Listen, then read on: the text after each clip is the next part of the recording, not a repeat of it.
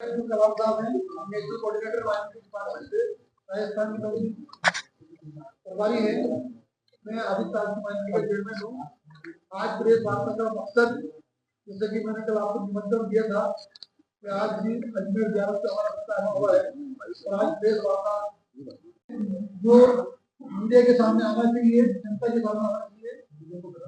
आज की प्रेस वार्ता का मकसद और उद्देश्य ये है कि राजस्थान में अल्पसंख्यक वर्ग के साथ तो राजस्थान सरकार की बजट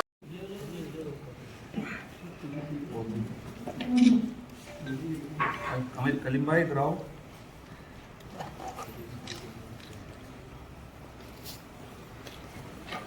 कांग्रेस पार्टी जिंदाबाद। कांग्रेस पार्टी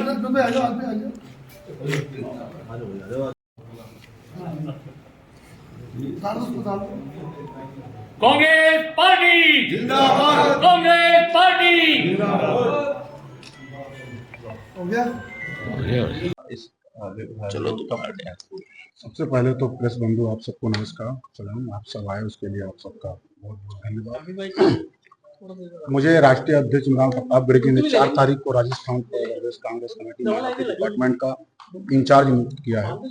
ये मेरा पहला दौरा संभाग का है। तो मैं सबसे पहले मेरा मकसद ये था कि मैं अजमेर से अपना कार्यक्रम की शुरुआत करूं, क्योंकि हजरत ख्वाजा मोइनुद्दीन चिश्ती रहमतुल्लाह ताला अलैह का दरगाह शरीफ है और आज अभी मेरी हाजिरी भी होगी। विस्तार से आप लोग को तो हमारे चेयरमैन साहब ने बताया है,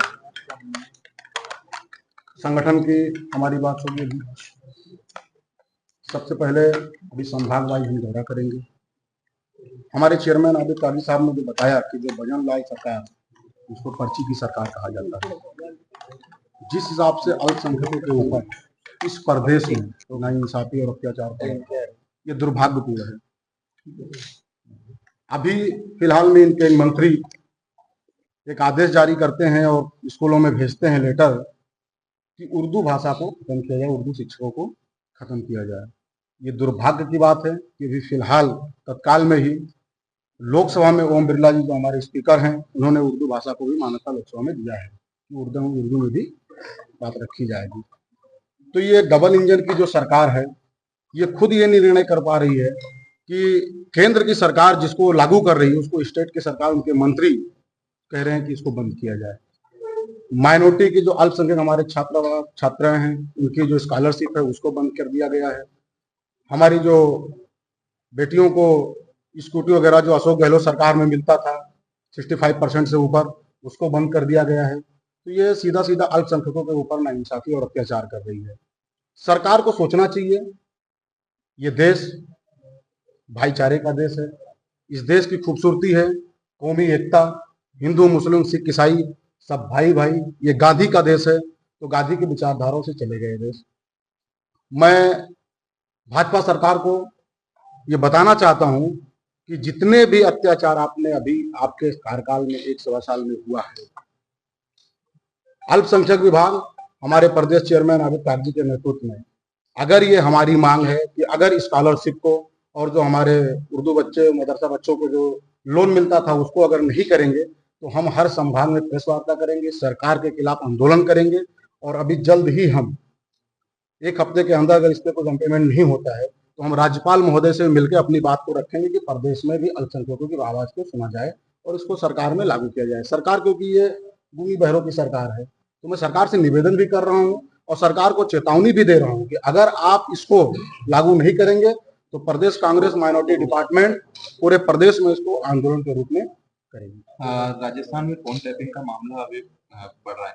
बीजेपी के केंद्रीय मंत्री कह रहे हैं कि ये परंपरा गहलोत सरकार की रही है। देखिए, भाजपा की तो ये नीति ही है कि कांग्रेस के ऊपर इल्जाम लगाना। आप लोगों को पता है कि देश के प्रधानमंत्री नरेंद्र मोदी जी हैं, बहुत पहले से ही गुजरात में भी टेप कांड हुआ था, आप लोगों को पता होगा। तो वो शुरुआत भाजपा का, वो मतलब ये समझ लीजिए कि भारतीय जनता पार्टी का एक बहुत उनके विंग में से एक विंग ये भी है। तो अब उनके सरकार में फोन टैपिंग हो रहा है तो इल्जाम तो वो लगाएंगे दूसरों के ऊपर, क्योंकि उनके केंद्रीय मंत्री से लेकर पूर्व मुख्यमंत्रियों ने खूब फोन टैपिंग करवाया है। वो इल्जाम कांग्रेस के ऊपर ना लगाएं, खुद उनका काम है फोन टैपिंग करवाना। और विपक्ष के नेताओं को दबाने का काम आप देख रहे हैं, प्रदेश से लेकर देश में, पूरे देश में यही हाल है। तो ये भारतीय जनता पार्टी का चाल और चरित्र है कि दूसरे के ऊपर इल्जाम लगाना। अजमेर आप आए हैं, विश्व प्रसिद्ध ख्वाजा साहब की दरगाह अजमेर है। एक दरगाह को लेकर के लगातार विवाद चल रहा है, कोर्ट में भी चल रहा है कि हिंदू मंदिर है, क्या कहेंगे? देखिए, भारत के प्रधानमंत्री नरेंद्र मोदी ने भी उर्स के समय चादर पेश किया है। उन्होंने ख्वाजा मोइनुद्दीन चिश्ती रहमतुल्लाह ताला अलैह के बारगाह में एक मजार के ऊपर चादर पेश किया, ना कि मंदिर में पेश किया। तो ये कुछ जो तथाकथित कुछ लोग हैं जो देश को नफरत के आग में झोंकना चाहते हैं, ये अजमेर है, ये गरीब नवाज हैं, यहाँ से मोहब्बत का पैगाम जाता है, पूरे देश से जायरीन आते हुए हैं, देश विदेश से भी आते हुए हैं। ऐसे कुछ लोग हैं, उनको कुछ कहने की जरूरत नहीं है, उसको फूल देने की जरूरत नहीं है, वो कहते रहेंगे। ये दरगाह है, दरगाह रहेगा इंशाल्लाह। और देश के कौमी एकता आज भी देखिए, हिंदू मुसलमानों से कम हिंदू भाई की यहाँ आस्था नहीं है, मुसलमानों से ज्यादा भी आस्था लोग वहाँ आते हैं। उनको कहने दीजिए, उससे कुछ फर्क नहीं पड़ता। वो तो नफरत का काम है, क्योंकि भारतीय जनता पार्टी की सरकार है ना, तो कुछ ना कुछ तो उनको चाहिए, उनकी आइडियोलॉजी ये वही है। कांग्रेस सरकार की जो योजनाएं हैं उनको लेकर के वर्तमान की भाजपा सरकार कई अहम फैसले ले रही है, क्या कहेंगे? देखिए, कांग्रेस इस समय की जो सरकार की जितनी भी योजनाएं थे, जैसे 25 लाख रुपए वाला योजनाएं था स्वास्थ्य विभाग का, उसको भी बंद कर दिया। उससे कांग्रेस ने तो राजस्थान प्रदेश के जनता के लिए, आवाम के लिए लाया था ना कि कांग्रेस पार्टी अपने कार्यकर्ता के लिए लाया था। उस योजना से पूरे प्रदेश को लाभ मिल रहा था, 25-25 लाख रुपए का इलाज हो रहा था। लेकिन ये भारतीय जनता पार्टी, इसको जनता से कोई मतलब नहीं है। वो जितने भी बंद करेंगे, उसका आने वाले समय में कांग्रेस पार्टी इसका विरोध करेगी और आने वाले समय जनता भी अपना निर्णय सुनाएगी। ठीक है। अल्पसंख्यक विभाग हमेशा भारतीय जनता पार्टी की रीति नीति के खिलाफ विरोध करता नजर आता है। सड़कों पे आपको देखा होगा, चाहे वो किसी भी रूप में ले लें। अभी हाल ही में आपने देखा कि भारतीय जनता पार्टी की भजनलाल सरकार ने इस एक साल में हमारी तात्कालीन कांग्रेस सरकार की योजनाओं को बदलने के अलावा कोई काम नहीं किया, और हिंदू मुस्लिम लोगों को लड़ाना, ये इनका काम है। अभी हाल ही में जयपुर में एक स्कूल में खुद शिक्षा मंत्री जी ने एक आदेश दिया कि अधिकारी ने, वो आदेश की कॉपी में आपको दूंगा अभी, उसमें साफ साफ लिखवा कि मंत्री जी के निर्देश पर स्कूलों से उर्दू खत्म कर दी जाए। अभी एक स्कूल का मामला है, ये धीरे धीरे पूरे प्रदेश में जाएगा। उर्दू तृतीय भाषा है। जो बच्चियां उर्दू लेना चाहते हैं वो संस्कृति का सुझाव भी कर सकते हैं, उर्दू भी ले सकते हैं। लेकिन धीरे धीरे स्कूलों से, जैसे इन्होंने Mahatma Gandhi English medium school थे उनको मर्ज कर दिया, उनको खत्म कर दिया, इसी तरह उर्दू को भी खत्म करने जा रहे हैं। उर्दू तृतीय भाषा लेना बच्चे का मौलिक अधिकार भी है और वो ले भी सकता है। चाहे महाविद्यालय हो, चाहे जयपुर के महाविद्यालय हो, कोटा के हो, जोधपुर के हो, सभी महाविद्यालयों में आपने देखा होगा बच्चियों को तृतीय भाषा उर्दू लेने में बड़ी कठिनाई का सामना हो रहा है। और अगर ले भी लेती है तो फैकल्टी राज्य सरकार उसमें प्रोवाइड नहीं कराती। तो आज हमने प्रेस वार्ता, हमारे अब्दुल कलाम साहब जो हमारे प्रभारी हैं राजस्थान के, इनके नेतृत्व में, इनकी सानिध्य में अजमेर संभाग से इसकी शुरुआत की है। प्रेस वार्ता करके हम सभी संभागों में जाएंगे राजस्थान के, पहले प्रेस वार्ता करेंगे, उसके बाद राज्यपाल से मुलाकात करके हम अपनी बात रखेंगे, राज्य सरकारों को अपना टाइम देंगे।